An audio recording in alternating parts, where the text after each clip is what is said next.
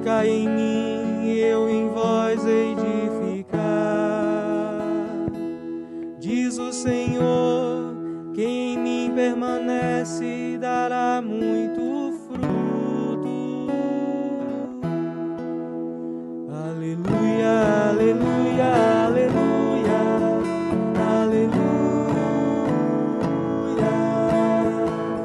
aleluia, aleluia, aleluia, aleluia.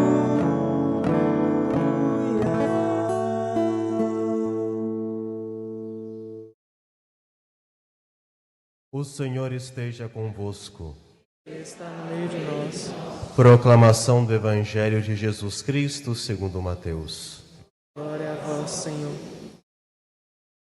Naquele tempo, Jesus contou esta parábola a seus discípulos. Um homem ia viajar para o estrangeiro, chamou seus empregados e lhes entregou seus bens. A um deu 5 talentos, a outro 2 e ao terceiro 1. E cada qual de acordo com sua capacidade. Em seguida viajou. O empregado que havia recebido 5 talentos saiu logo, trabalhou com eles e lucrou outros 5. Do mesmo modo, o que havia recebido 2 lucrou outros 2. Mas aquele que havia recebido 1 só saiu, cavou um buraco na terra e escondeu o dinheiro do patrão. Depois de muito tempo, o patrão voltou e foi acertar contas com os empregados. O empregado que havia recebido 5 talentos entregou-lhe mais 5, dizendo: Senhor, tu me entregaste 5 talentos, aqui estão mais 5 que eu creio. O patrão lhe disse: Muito bem, servo bom e fiel. Como fostes fiel na administração de tão pouco, eu te confiarei muito mais. Vem participar da minha alegria. Chegou também o que havia recebido 2 talentos e disse: Senhor, tu me entregastes 2 talentos. Aqui estão mais 2 que lucrei. O patrão lhe disse: Muito bem, servo bom e fiel. Como fostes fiel na administração de tão pouco, eu te confiarei muito mais. Vem participar da minha alegria. Por fim, chegou aquele que havia recebido 1 talento e disse: Senhor, sei que és um homem severo, pois colhes onde não plantastes e ceifas onde não semeastes. Por isso, fiquei com medo e escondi o teu talento no chão. Aqui tens o que te pertence. O patrão lhe respondeu: Servo mau e preguiçoso, tu sabias que eu colho onde não plantei e ceifo onde não semeei? Então devias ter depositado meu dinheiro no banco, para que ao voltar eu recebesse com juros o que me pertence. Em seguida, o patrão ordenou: Tirai dele o talento e dai-o àquele que tem 10. Porque a todo aquele que tem será dado mais e terá em abundância. Mas aquele que não tem, até o que tem lhe será tirado. Quanto a este servo inútil, jogai-o lá fora, na escuridão. Aí haverá choro e ranger de dentes. Palavra da salvação. Glória a vós, Senhor.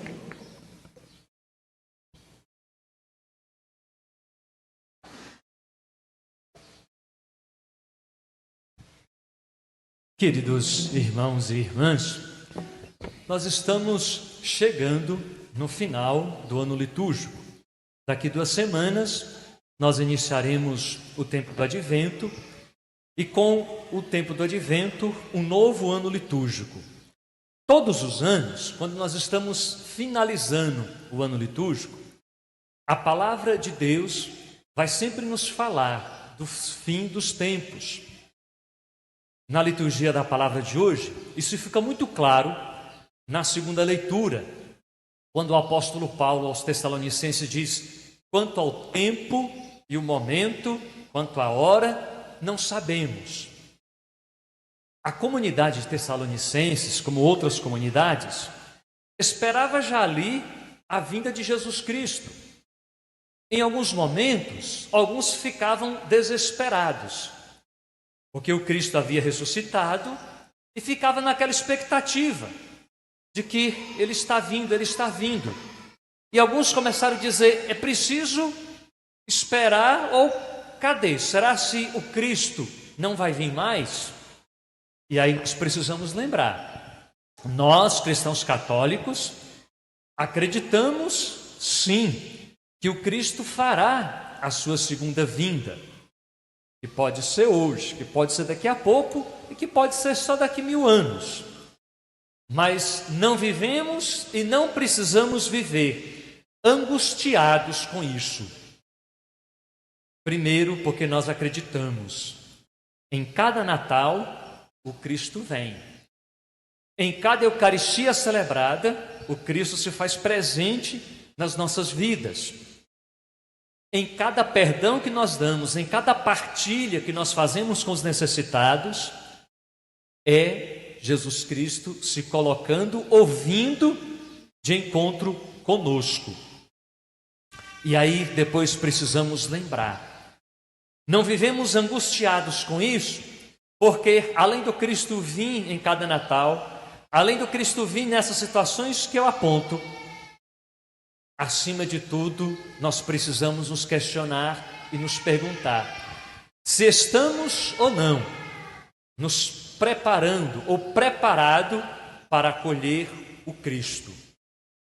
O texto bíblico do Evangelho nos lembra aí que Jesus Cristo conta a parábola dos talentos para os seus discípulos, mostrando aos seus discípulos que uma das formas de se encontrar com Ele é multiplicando os talentos.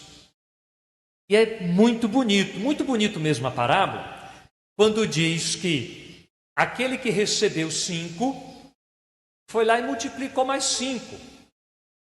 Quando o patrão resolve fazer as contas, o patrão não fica com 5.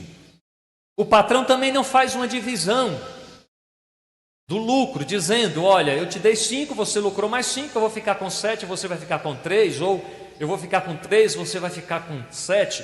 Não, o patrão simplesmente faz um elogio, muito bem, servo bom e fiel, e depois diz, vem participar da minha alegria. A mesma coisa acontece com aquele a quem o patrão deu 2 talentos. A fala é, muito bem, servo bom e fiel, como foste fiel em tão pouco, vem participar da minha alegria. O outro que recebe apenas 1 talento, o patrão não diz isso. E aí sim, o patrão recolhe o talento que havia deixado. A fala deste que não multiplicou os talentos é, eu sei que você é um homem severo, que colhe onde não plantas, e por isso enterrei o teu talento. O patrão diz a ele, olha, você poderia ter colocado pelo menos no banco, para que eu pudesse agora ter os juros. E aí, diferente da fala para os outros, a esse é servo inútil. Servo inútil. E aí, desse sim, o patrão recolhe, o patrão pega. Mas não pega também para si. Diz para dar àquele que havia lucrado mais 5.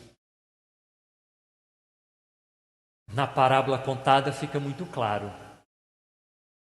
Aquele que enterra o talento, pelo que nos conta a parábola, por medo. Então, para multiplicarmos os nossos talentos, a primeira coisa que precisamos tirar da nossa vida é o medo.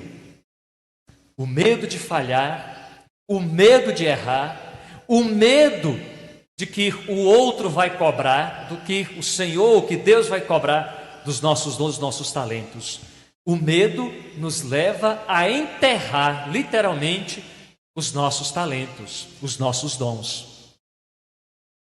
Depois, aquele que enterra o talento se justifica dizendo: ora, eu sei que você é um homem severo, eu sei que você colhe onde não semeou, e foi exatamente por isso que eu enterrei. E a fala do patrão a este é: já que você sabe disso, você poderia ter colocado no banco, ou seja, você poderia, pelo menos, ter feito com que os talentos, ou o meu dom, ou o meu talento dado a você, tivesse um pequeno lucro normal.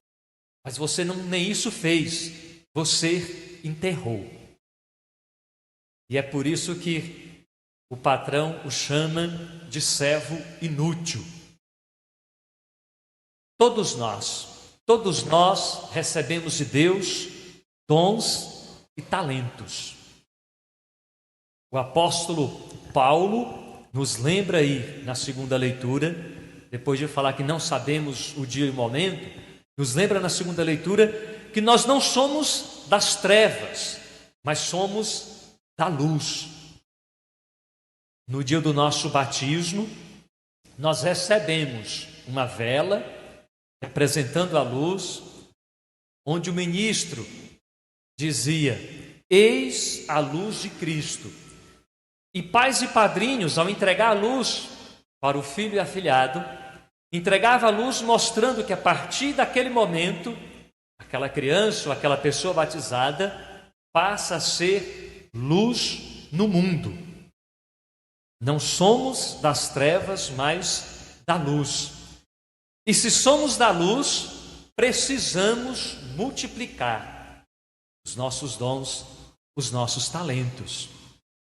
Se alguém diz assim: mas lá no dia do meu batismo, eu era muito criança. Ao receber essa luz, eu era muito criança.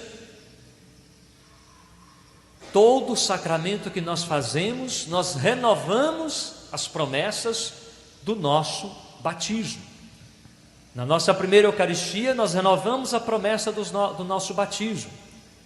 Quando recebemos o sacramento do Crisma, renovamos as promessas do nosso batismo. Todas as noites do Sábado Santo, onde celebramos a Vigília Pascal, nós renovamos as promessas do nosso batismo. Para confirmar isso, o apóstolo Paulo nos diz: não somos das trevas e nem da noite, somos da luz. E se somos da luz, temos o dever, temos a obrigação de multiplicar os nossos dons, os nossos talentos. O maior e o melhor talento, o melhor e o maior dom que Deus nos deu foi o dom da vida. E não podemos dizer que não temos dons, que não temos talentos, porque a vida já é um dom, já é uma graça que Deus nos deu.